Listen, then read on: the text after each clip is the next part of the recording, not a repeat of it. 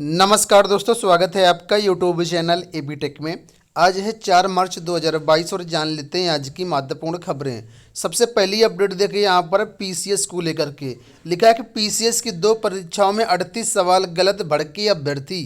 PCS 2019 और 2020 की उत्तर कुंजी जारी होने के बाद सामने आई बड़ी गड़बड़ी। पीसीएस 2019 और पीसीएस 2020 की प्रारंभिक परीक्षाओं में 38 सवाल गलत पूछे गए। उत्तर प्रदेश लोक सेवा आयोग की ओर से उत्तर कुंजी जारी किए जाने के बाद इस गड़बड़ी का खुलासा हुआ है। प्रदेश की सबसे प्रतिष्ठित परीक्षा में इतने बड़े पैमाने पर हुई गड़बड़ी के बाद भड़के अभ्यर्थी भड़के हुए हैं और आयोग के विशेषज्ञों की योग्यता पर ही सवाल उठा रहे हैं। आयोग की ओर से जारी उत्तर कुंजी के अनुसार पीसीएस 2019 और पीसीएस 2020 की प्रारंभिक परीक्षाओं में 38 सवाल ऐसे पूछे गए थे जिनके उत्तर संशोधित उत्तर कुंजी में बदले गए या पूरा सवाल ही हटा दिया गया। और बहुत से ऐसे भी हैं जो लोग इस पर जो है धांधली और भ्रष्टाचार का भी आरोप लगा रही हैं।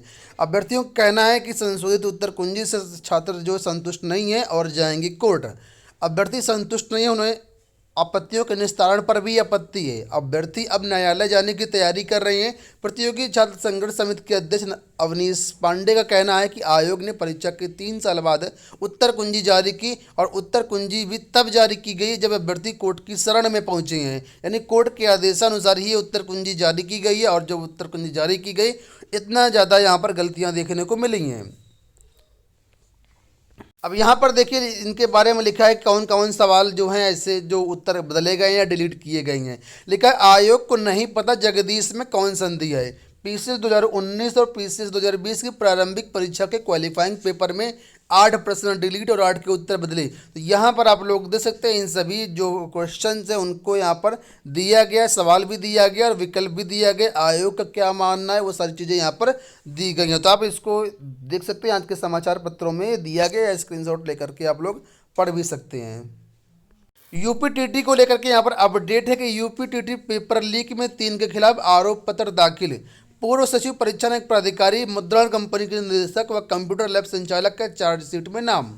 यूपीटीटी 2021 पेपर लीक केस के 3 मुख्य आरोपियों के खिलाफ पुलिस ने जांच पूरी कर अदालत में आरोप पत्र दाखिल कर दिया है। पुलिस ने पूर्व सचिव परीक्षा प्राधिकारी संजय उपाध्याय और प्रश्न पत्र मुद्रण करने वाली कंपनी के निदेशक राय अनूप प्रसाद और कंप्यूटर लैब संचालक बलराम राठी और बबलू के खिलाफ आरोप पत्र दाखिल किया है। जबकि व्यापम घोटाले के आरोपी रहे एवं पेपर लीक केस में लखनऊ से गिरफ्तार संतोष चौरसिया को पुलिस कौशाम्बी जेल से रिमांड पर लेकर के पूछताछ करेगी। इसके बाद उनके खिलाफ भी आरोप पत्र दाखिल किया जाएगा। तो कुल मिलाकर के यूपीटीटी में जो 3 मुख्य आरोपी थे उनके खिलाफ कोर्ट में जो है आरोप पत्र दाखिल कर दिया गया है। अब यहाँ पर जो कोर्ट मामला पहुँच गया है, अब यहाँ से आगे की कार्रवाई होगी। बढ़ते हैं अगली अपडेट की तरफ। हाईकोर्ट भर्ती को लेकर के अपडेट, आरओ भर्ती को लेकर के लिखा है कि हाईकोर्ट की आरओ भर्ती परीक्षा का परिणाम जारी कर दिया कि दिसंबर और जनवरी में परीक्षा आयोजित की गई थी। 414 यहाँ पर चयन किए गए हैं। हाईकोर्ट की ओर से आयोजित समीक्षा अधिकारी, सहायक समीक्षा अधिकारी और कंप्यूटर सहायक भर्ती परीक्षा परिणाम बृहस्पतिवार को जारी कर दिया गया है। तीनों भर्ती परीक्षाओं में 414 अभ्यर्थी सफल घोषित किए गए हैं। परीक्षा का जो परिणाम है एनटीए की वेबसाइट के साथ साथ इलाहाबाद वेबसाइट पर भी देखा जा सकता है। दोस्तों यहाँ पर आपको बता दें कि इस भर्ती में बहुत ज़्यादा भ्रष्टाचार की शिकायतें आ रही हैं।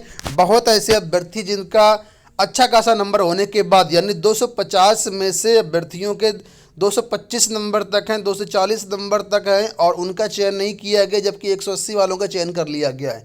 बहुत सारे अभ्यर्थियों ने बताया कि इस तरीके से यहाँ पर भर्ती की शिकायतें निकल के आ रही, धांधली भ्रष्टाचार हुई। आप लोग जानते हैं इस भर्ती में लगातार जो हर वर्ष भ्रष्टाचार होता रहा है, लेकिन इस वर्ष जम करके भ्रष्टाचार हुआ है। अधिक नंबर वालों का चयन नहीं किया गया, कम नंबर वालों का चयन किया गया है। यहाँ पर आप लोग एक रिजल्ट देख पा रहे होंगे जो कि एआरओ का है, असिस्टेंट रिव्यू ऑफिसर का है। इनके अगर यहाँ पर मार्क्स देखें तो यहाँ पर देखिए कुल मिलाकर के रिटर्न में इनको 200 में से 146 नंबर मिले हैं। इंटरव्यू टाइपिंग में इनको 50 में से 49 नंबर मिले हैं और कुल मिलाकर के यहाँ पर 250 में इनके 195 नंबर है। इनका यहाँ पर देखिए चयन किया गया, एनटीए स्कोर पूरा खाली है। जबकि 180 वालों का या 189 वालों का सुनने में आ रहा है कि चयन हो गया ऐसी कैटेगरी में।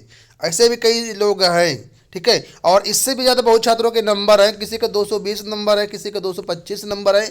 इन छात्रों का भी चयन नहीं किया गया, जैसे इससे कम नंबर वालों का चयन कर लिया गया। तो इस तरीके से यहाँ पर धांधली की शिकायतें बहुत ज़्यादा आ रही हैं। अभ्यर्थी कोर्ट जाने की तैयारी कर रहे कि यहाँ पर हमें कोर्ट जाना पड़ेगा, बिना कोर्ट के यहाँ पर कुछ होने वाला नहीं है। लेकिन जब हाई कोर्ट की भर्ती है, जाओ कहाँ, हाई कोर्ट ही जाना है आपको, तो मुझे लगता नहीं यहाँ पर कुछ होगा, लेकिन देखते हैं क्या होता है। बात करेंगे इलाहाबाद विश्वविद्यालय शिक्षक भर्ती के बारे में। लिखा है कि शिक्षक भर्ती का इंटरव्यू शुरू, हुआ विरोध।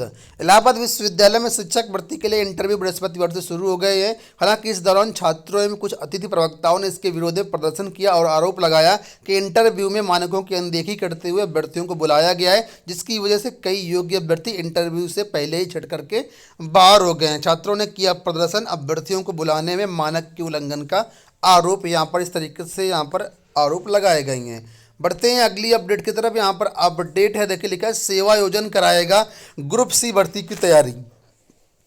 सेवा योजन बेरोजगार छात्रों को ग्रुप सी भर्ती की परीक्षा की निःशुल्क तैयारी कराएगा। इसके लिए SC ST OBC और इसी श्रेणी के दिव्यांग छात्रों से आवेदन मांगा गया है। आवेदन की अंतिम तिथि 26 मार्च तय की गई है। 1 अप्रैल से लेकर के 1 अप्रैल से सत्र प्रारंभ होगा। ये जानकारी सेवा योजना के सहायक निदेशक ने दी है।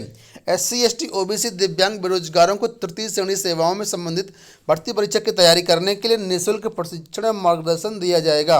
वर्तमान सत्र 1 अप्रैल से शुरू होगा। जो भी अभ्यर्थी यहाँ पर तैयारी करना चाहते हैं तो आवेदन कर सकते हैं, ठीक है। सेवा योजना विभाग जो इलाहाबाद का है, यहाँ से आवेदन आपके निकले हैं और जो लोग इंटरेस्टेड हैं ग्रुप सी की भर्तियों के लिए वो यहाँ से अपना कर सकते हैं तैयारी, ठीक है। अगली अपडेट है यहाँ पर 68,500 शिक्षक भर्ती को लेकर के। लिखा है कि आरक्षित वर्ग के मेधावी अभ्यर्थियों को पसंद का जिला देने का निर्देश। इलाहाबाद हाई कोर्ट ने 2018 की 68,500 सहायक अध्यापक भर्ती में आरक्षित वर्ग के मेधावी अभ्यर्थियों को उनकी प्राथमिकता वाले जिलों में नियुक्ति देने का आदेश दिया है।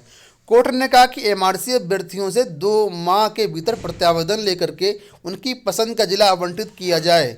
कोर्ट ने सामान्य वर्ग एवं ऊंची मेरिट के अभ्यर्थियों को भी उनकी पसंद के 3 प्राथमिकता वाले जिलों में से किसी एक में रिक्त पद होने पर नियुक्ति देने का निर्देश दिया है। आप लोग जानते होंगे 68,500 शिक्षक भर्ती में MRC का मुद्दा काफ़ी ज़्यादा प्रभावित रहा, मतलब काफ़ी गूंजा, और इस मामले पर हाईकोर्ट ने निर्देशित किया कि जो भी MRC वाले अभ्यर्थी हैं उनको पसंद का जिला दिया जाए और इसके लिए 2 माह का समय दिया गया है। बढ़ते हैं अगली अपडेट की तरफ। यहाँ पर भर्तियों की अपडेट है। राष्ट्रीय स्वास्थ्य मिशन NHM में 966 पदों पर भर्तियां आई हुई हैं। कम्युनिटी हेल्थ ऑफिसर के पदों पर ये भर्तियां हो रही। आयु सीमा 21 वर्ष, अधिकतम 40 वर्ष रहेगा, ठीक। उम्मीदवार के पास BSc नर्सिंग या पोस्ट BSc नर्सिंग की डिग्री होनी चाहिए। 1 फरवरी 2022 की स्थिति में वैध एवं जीवित पंजीयन भी होना चाहिए। तो NHM से भर्तियाँ निकली हुई हैं। जो भी अभ्यर्थी इंटरेस्टेड हैं, पात्र हैं, वो लोग आवेदन कर सकते हैं। बढ़ते हैं इलाहाबाद विश्वविद्यालय की परीक्षाओं की तरफ। इलाहाबाद विश्वविद्यालय में आप लोग जानते हैं जो छात्र हैं ऑनलाइन परीक्षाओं को लेकर काफ़ी हंगामा धरना प्रदर्शन कर रहे हैं। कल भी यहाँ पर हुआ। अब लिखा है कि बवाल के बाद अब बहुमत से होगा परीक्षाओं पर निर्णय। इलाहाबाद विश्वविद्यालय में ऑनलाइन परीक्षाओं को लेकर के हुई बवाल के बाद अब बहुमत के आधार पर परीक्षाओं पर निर्णय लिया जाएगा। इसके लिए इलाहाबाद विश्वविद्यालय के रजिस्ट्रार प्रोफेसर NK शुक्ला की ओर से सूचना जारी की गई है। जो छात्र ऑनलाइन मोड में परीक्षा चाहते हैं वो अपना आवेदन 10 मार्च तक कुलानुशासक कार्यालय में जमा करें। जारी सूचना में कहा गया कि आवेदन में अपना विषय लिखने के साथ ऑनलाइन परीक्षा के कारणों को स्पष्ट करते हुए आई कार्ड की छायाप्रति भी संलग्न करें। तो कुल मिलाकर के अब यहाँ पर वोटिंग होगी। कितने लोग चाहते हैं कि ऑनलाइन परीक्षा कराई जाए, कितने लोग चाहते हैं ऑफलाइन परीक्षा कराई जाए, और इसके बाद जो है अब निर्णय होगा।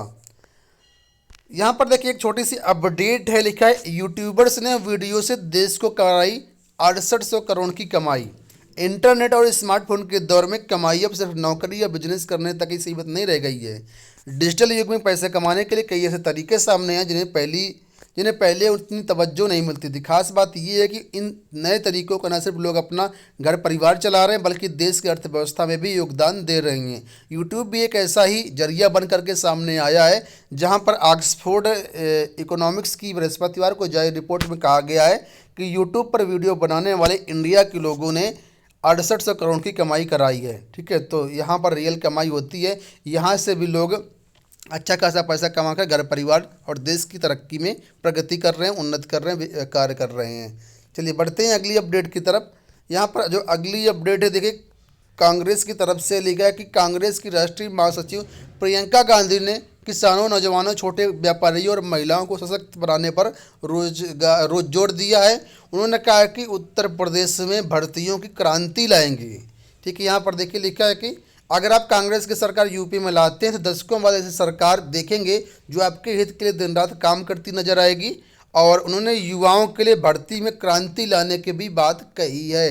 कुल मिलाकर के उन्होंने कहा कि लगभग 12 लाख उत्तर प्रदेश में सरकारी नौकरियां खाली हैं, तो इन 12 लाख पदों पर भर्तियां की जाएंगी, यहाँ पर देख सकते हैं। ठीक है, उन्होंने कहा कि 5 साल तक इन्होंने ये जो पद नहीं भरे गए हैं, मगर चुनाव आने पर रोजगार देने की बात कर रहे हैं। ऐसे मतलब लिखा है छोटे व्यापारियों की देश की अर्थव्यवस्था की रीढ़ होती है, और कुल मिलाकर के बहुत सारी बातें कही हैं। लेकिन मेन हमारा मुद्दा यहाँ पर है सरकारी विभागों में भर्तियों को लेकर के, तो कांग्रेस ने भी इन पर जोर दिया है कि भर्तियाँ करेंगे। अंत में बात कर लेते हैं लेखपाल भर्ती को लेकर के। आप लोग जानते हैं लेखपाल भर्ती के लिए आवेदन ले लिए गए हैं, लेकिन अभी तक परीक्षा की तारीख वगैरह नहीं जारी की गई है। तो यहाँ पर अमर उजाला की तरफ से अपडेट किया गया कि कब तक जारी हो सकती है परीक्षा की तारीख। ठीक है, तो यहाँ पर देखिए लिखा है सारा कुछ। अब यहाँ पर मैं बताता हूँ आपको, ये देखिए यहाँ पर लिखा है कब तक आ सकती है परीक्षा की तारीख है। लिखा है कि राज्य में लेखपाल के 8,085 पदों पर होने वाली भर्ती की परीक्षा कब तक आयोजित की जा सकती है, इसके लिए तारीखों का ऐलान कब होगा, इस संबंध में यूपी SSC की तरफ से कोई सूचना नहीं दी गई है। लेकिन उम्मीद जताई जा रही है कि चुनाव प्रक्रिया के खत्म होने के बाद इस भर्ती के लिए परीक्षा की तारीखों का ऐलान कर सकती है जो आयोग है। ठीक है, तो कुल मिलाकर के 10 मार्च के बाद इनकी परीक्षाओं का ऐलान हो सकता है, ऐसा यहाँ पर संभावना जताई जा रही है। ठीक है, जो कुछ भी अपडेट मिलेगा चैनल के माध्यम से आप लोगों को बताया जाएगा। फिलहाल दोस्तों इस वीडियो में इतना ही, धन्यवाद।